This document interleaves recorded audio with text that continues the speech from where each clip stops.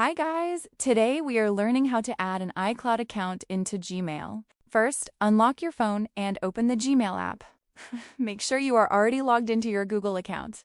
Now look at the top right corner and tap on your profile picture. This will open your account menu. Honestly, this is where all account settings are managed in Gmail. So once it opens, we can move forward. Now tap on Add another account. This option allows you to connect different email services, so we can use it to add your iCloud email.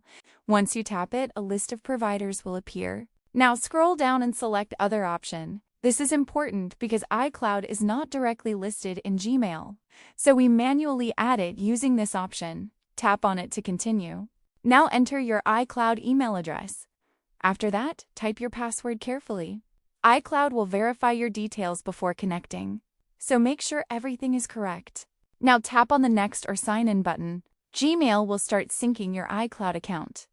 After a few seconds, your email will appear inside your inbox. Now you can access both accounts in one app. And that's how you can easily add an iCloud account into Gmail step by step. This makes managing emails much easier and more organized. If this tutorial helped you, make sure to subscribe and leave a comment for more simple guides like this.